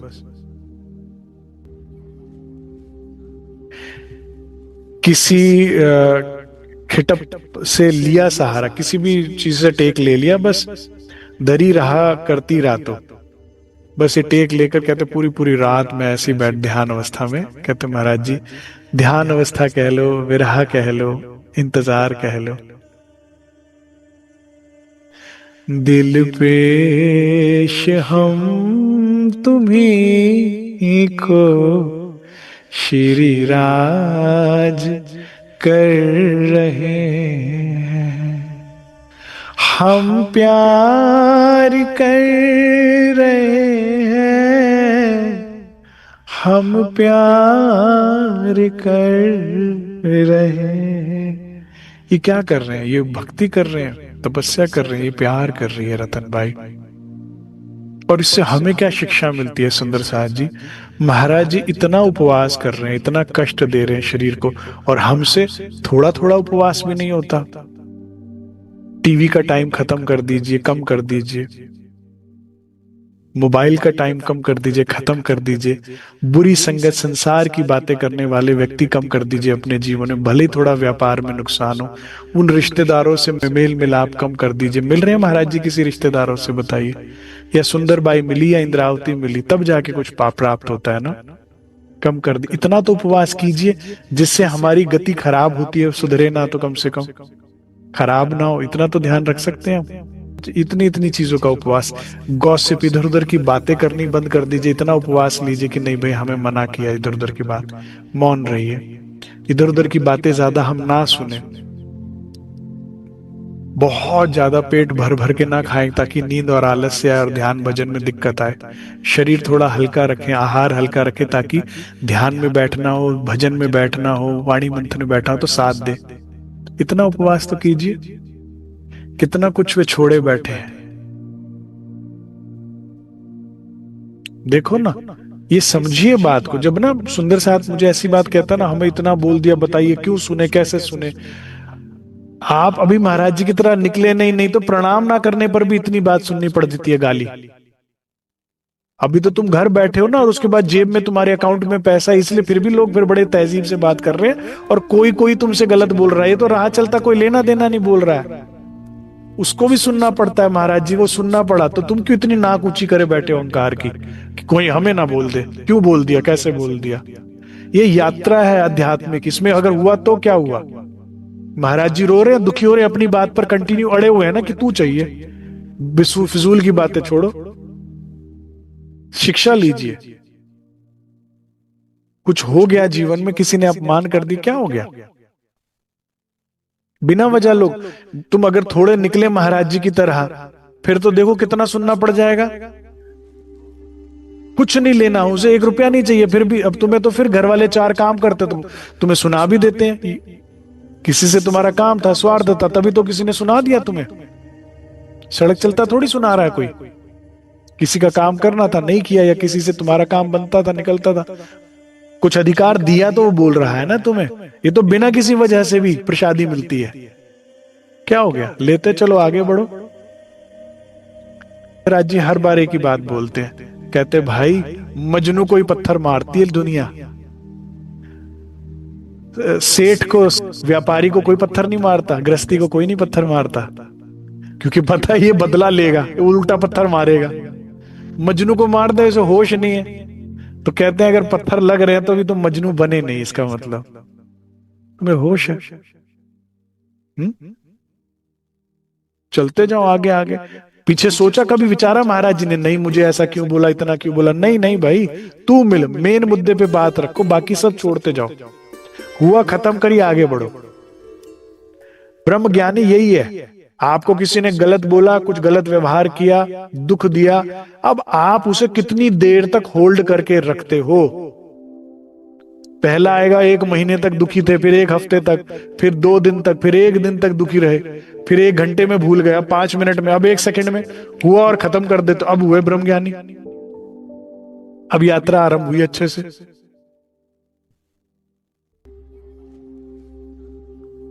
महाराज जी कहते हैं धरी रहती थी रातों में गठरी ऐसे बनाए बैठे रहते थे।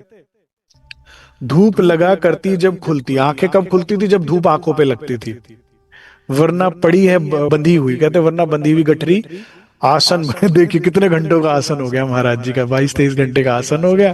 कर ऐसे बस बैठे रहा करते, बस हल्का टेक ले लेते थे।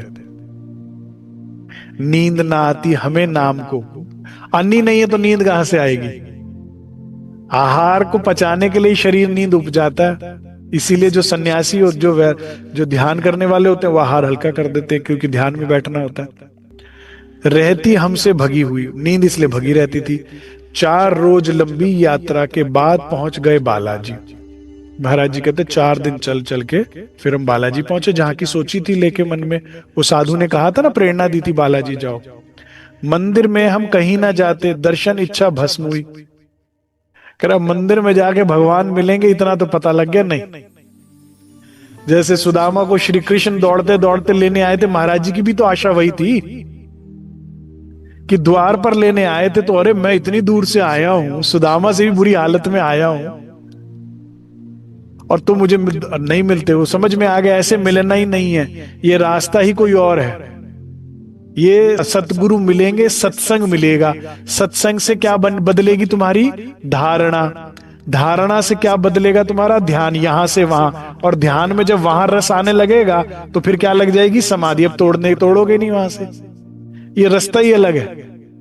तो इसलिए कहते हैं दर्शन की इच्छा भैया हो गई थी, पिछले बार बड़ा आशीर्वाद कृपा हुई थी। बस वही रात कटी, बालाजी प्रातः वहां से भी प्रस्थान किया। कहते रात काट ली बस किसी तरह, दर्शन की इच्छा खत्म हो चुकी थी और सुबह वहां से भी प्रस्थान किया। पाप नाशनी जा पहुंचे, गंगा तट पर विश्राम किया। अब महाराज जी कहते वहां से हम गंगा तट पर आ गए। नग्न अंग थे वस्त्रहीन। मैं जब प्रसंग पढ़ता हूं तो भावुक हो जाता हूं। कितना कोई प्यार कर सकता है, कोई इतना कैसे प्यार कर सकता है किसी से भी, कैसी स्थिति बना ली।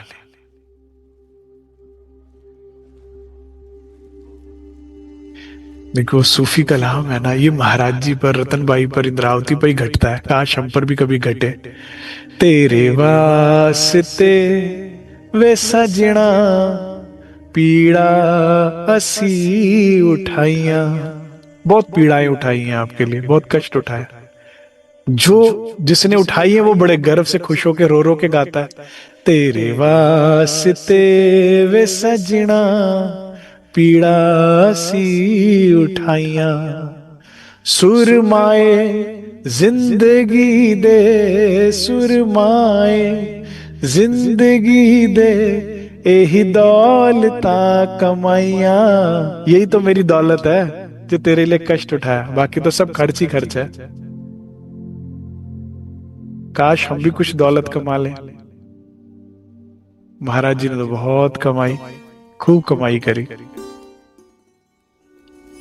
कभी हमें भी ऐसा हो कि राज्य के प्यार में, दीवानगी में, घर में डांट पड़े, डपट पड़े, संसार में कोई समस्या आए, विघ्न आए, जो भी जीवन में आता वही हमारी कमाई है, उसमें निराश ना होइए, खुश होइए कि हाँ इतनी कमाई जुड़ गई, अब तो काफी हो गई है, अब तो मिल ही जाएंगे प्रियतम, है। इसके लिए उदास ना होइए।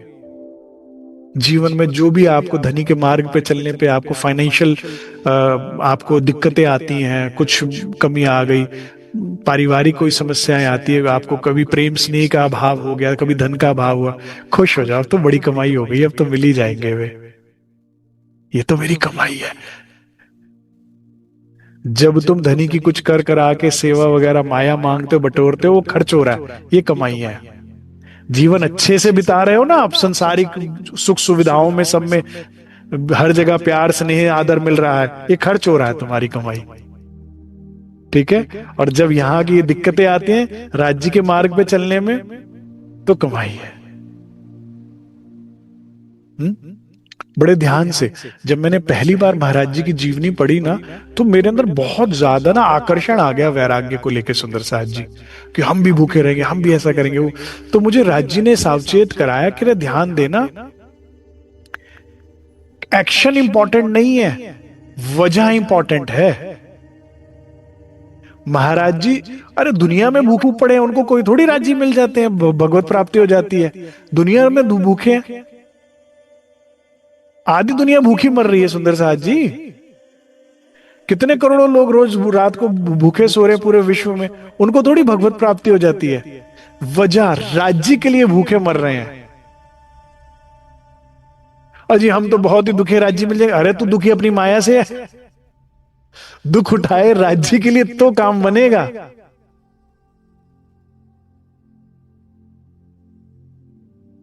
तू लखपति है, तुझे करोड़पति बनना है, तू दुखी है, उसमें थोड़ी कोई राज्य की वजह है जो कुछ लाभ होगा। उस दुख की कोई कीमत नहीं सुंदर साथ। मैंने अपनी नौकरी मेहनत, खूब पैसा जोड़ा, मेहनत करके व्यापार बनाया, परिवार पाला, ये किया, मैंने इतना किया, कोई पूछने नहीं आएगा तुम्हें। वो मेहनत काम नहीं आएगी, वो कष्ट काम, इतना कष्ट उठाया घर परिवार को बनाने में, संसार घर कुछ कीमत नहीं, कोई फायदा नहीं है। पिताजी के जाते बेटे बैठ जाते हैं झगड़ा करने के लिए प्रॉपर्टी का। अरे नेम प्लेट हटाओ फटाफट, अपनी किसकी लगेगी, इस बात की लड़ाई है। जिसने इतना खून पसीना बहा के बनाया उसकी कोई वो नहीं है। वो कष्ट की कोई मायना नहीं है, कोई कीमत नहीं चुका देगा तुम्हारी। करके देख लो, कितना ही के कष्ट उठा के देख लो संसार के लिए, और फिर बोलना अरे हमने तुम्हारे लिए इतना कष्ट उठाया, तो क्या फायदा हुआ? गिनवा दिया ना, तो गिनवा तो दिया, फिर क्या फायदा? अरे तो वैसे तो मान नहीं रहे थे, बता दिया तो गिनवाना कह दिया तो करे क्या? तुम अपने आप जान नहीं रहे थे। नुकसान ही नुकसान है उसके लिए जो कष्ट उठाया। ऐसा नहीं कल से मैं टिफिन नहीं ले जाऊंगा तो राज्य मिलेंगे, नहीं। जीवन में जैसी भी परिस्थिति हो, जब रात दिन रात शामाजी करोगे तो कई बार पत्नी रोटी गर्म देगी, कभी ठंडी भी दे दी, कभी मैं नहीं बना कोई बात नहीं, चाहिए राज शामाजी। हो सकता है कुछ व्यापारी नाराज हो जाए, आपका कारोबार में समस्या आ जाए, कुछ भी हो जीवन में। धनी मार्ग में अपनी धनी, मैंने कहा ना परीक्षा तो लेंगे, लेकिन उसमें जो भी कष्ट आया, राज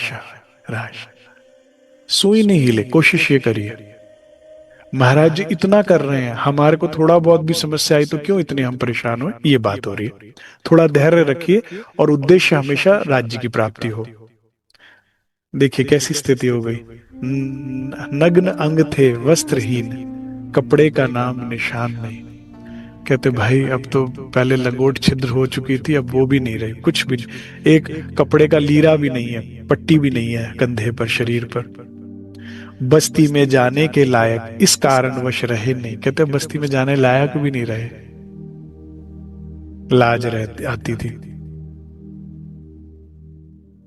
जिस हालत में। लेकिन देखिए फिर भी बात क्या कहते हैं महाराज जी का, फिर भी जीवन स्थित, ये लाइन नोट करने वाली है और जीवन में अपनाने वाली है सुंदर साथ जी। हमें जाकर दुख नहीं ढूंढना, लेकिन जीवन में अगर दुख आए, जैसी भी स्थिति आए, तो क्या सोच होनी चाहिए महाराज जी की तरह, जिस हालत में वह रखे उसमें ही रहना ठीक लगा। ठीक है, जिसमें तू रखे। हमेशा जीवन में सुंदर साथ जी, चाहे फिजिकल इशू आए, चाहे फाइनेंशियल इशू आए, चाहे फैमिली इशू आए, आप खुश हो ना इसमें धनी, आपके हुक्म से हो रहा है ना, आप इसमें खुश हो तो मैं खुश हूं। राजी तेरी रजा में रहना, आप इसमें रख रहे हो, ऐसे में ठीक हो, बहुत अच्छी हो धनी। कैसे हो? बहुत अच्छी हो, आप बेहतर जानते हो, आप जो करोगे अच्छा करोगे। ये है धनी को दिल को जीतने के तरीके।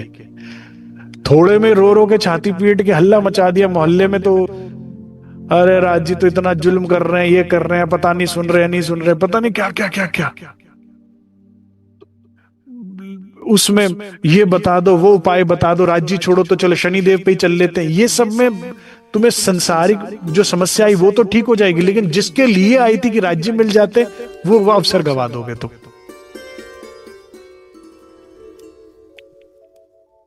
जिस हालत में वह रखे उसमें ही रहना ठीक लगा। महाराज जी कहते भाग बिचारे को बहुतेरा देखा हमने जगह जगह। कह रहे भागे जाग जा, कह रहे भागे जागा ही नहीं, जिस हालत में फिर रख रहा है ठीक है। क्योंकि सुंदर साथ जी परिश्रम तो चल रहा है, भूखे रह रहे, प्यासे रह रहे, निर्वस्त्र रह रहे, अभी ना प्रतिफल नहीं मिला ना उसका परिश्रम का, इसलिए कह रहे भागे जाग नहीं रहा। महाराज जी को संसारिक चीज नहीं चाहिए, उसका प्रतिफल अगर धनी मिलन मिल जाए तो वो भाग्य जागना हुआ ना। धन तो वही मेरा दिन हुआ, कह रहे वो काम नहीं मेरा अभी तक बना। महाराज जी कह रहे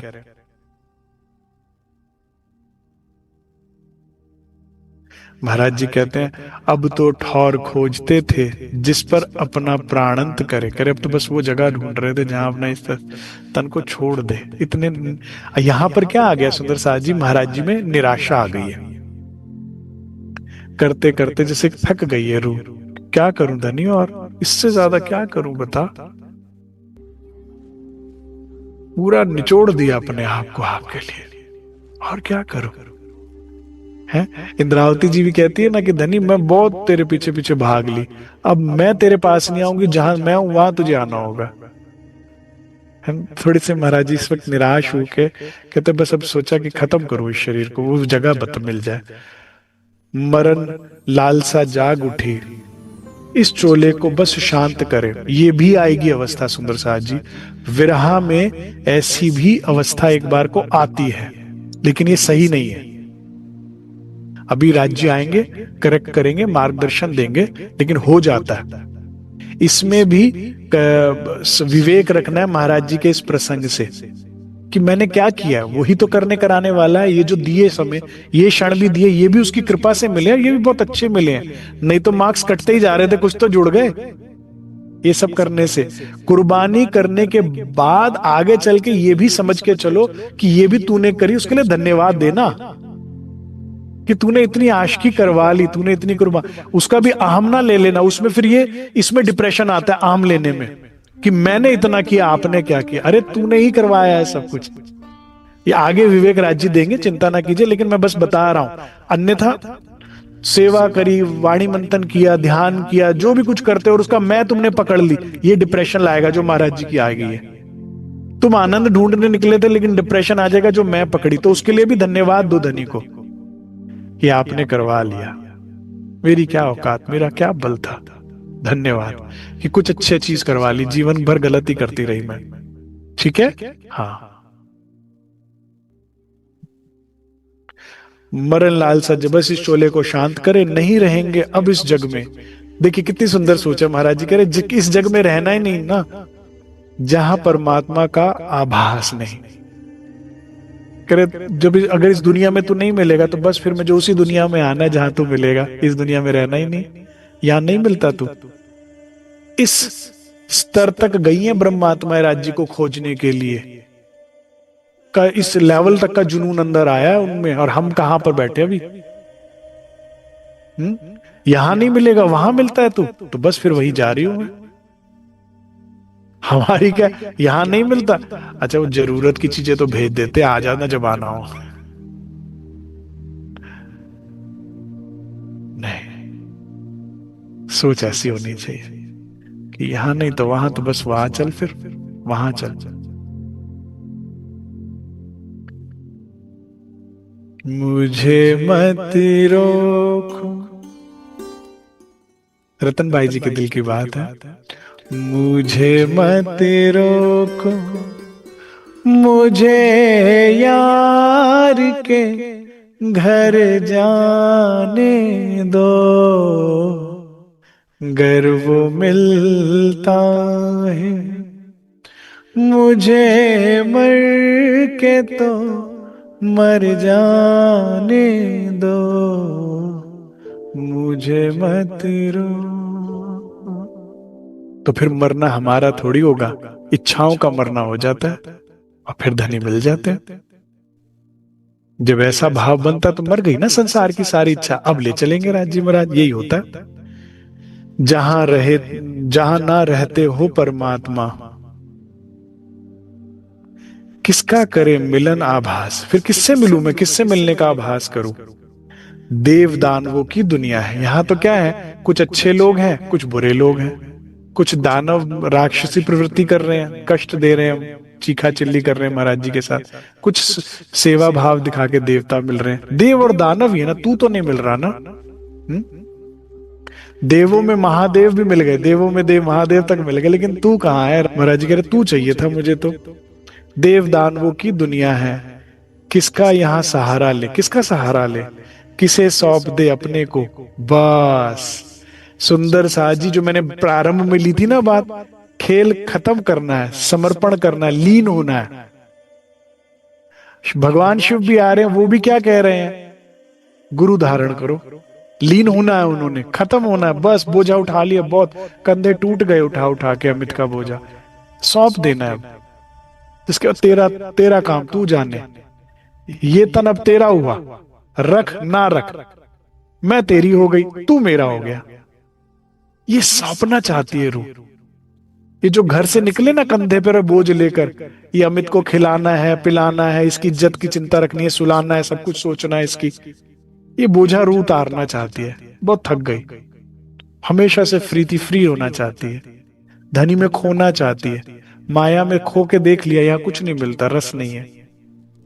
वापस धनी, वो जीवन इसके लिए ना बिताकर अब उसके लिए बिताना चाहती, तो वो मिले तो ना काम बने। ये जो महाराज जी की इच्छा, हमारी भी यही होनी चाहिए। किसे सौंप दे अपने को, सर्वस्व समर्पण कर किसे करें, सब कुछ सौंपना, अपने ऊपर कुछ नहीं रखना जिम्मा। ये जी तुम संभालो सारा कुछ, ये बटवा पर्स ये वो तुम्हारा काम है, मेरा काम क्या, तुम्हें संभालना। तेरी पानी की बोतल मेरे पास है तेरे हाथ का रुमाल मेरे पास है, तेरे खाने का सामान मुझे तू संभालना, तुझे मैं संभालू। जीवन ये है, राजी यही कहते हैं, जीवन उसे कहते हैं, किसी के हो जाना और किसी को अपना बना लेना।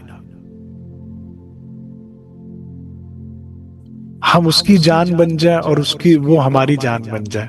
ये खुद में रहने में मजा नहीं है, बेखुद होकर उसमें माशूक में रहना में मजा है। आशिक रूह वो है, वो रहना चाहती, उस घर में रहना चाहती है। इस घर में तू आ जा, तू काम कर अपने जो तुझे करने, मैं तेरे उस घर में रहूंगी। मेरा घर वो है।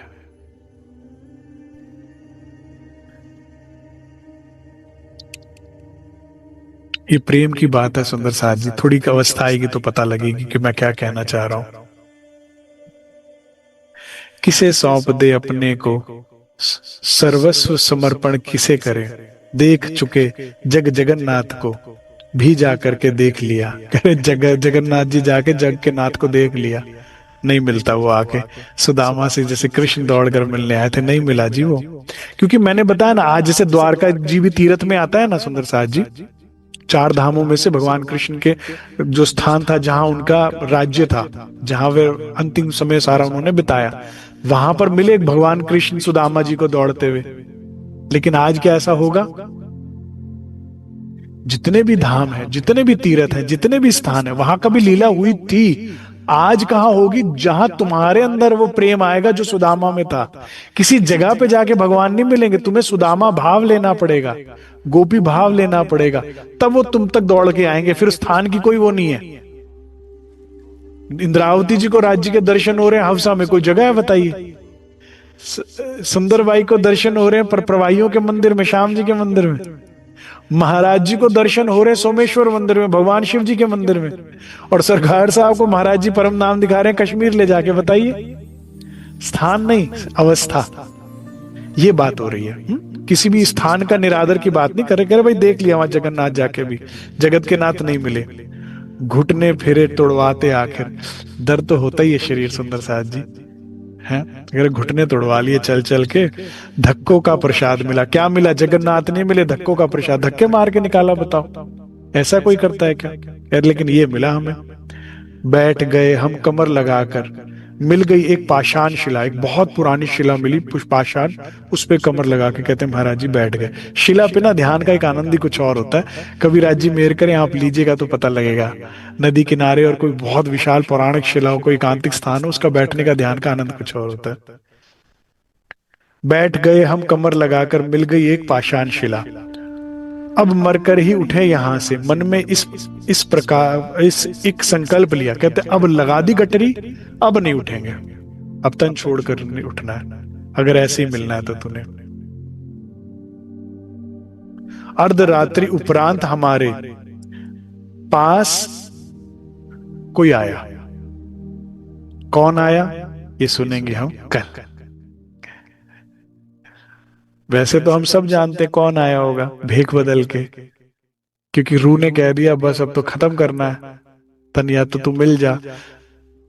तो जब इंद्रावती ने तन खत्म करने की ठान ली और सहरक को भी दबा दिया, मैं तो अपना दे रही, तो आए ना दौड़ते दौड़ते वापस इंद्रावती को प्रविष्ट किया तन में और कहा भाई क्या बात, क्या चाहिए, चल चल दे देते हैं इस तरह को सब कुछ। तो आएंगे तो श्रीराज, और क्या देते हैं वो कल बात हम कल सुनेंगे कल। इतना ही स्वीकार कीजिए। बोलो श्री प्राणनाथ प्यारे की, बोलो श्री सदगुरु महाराज।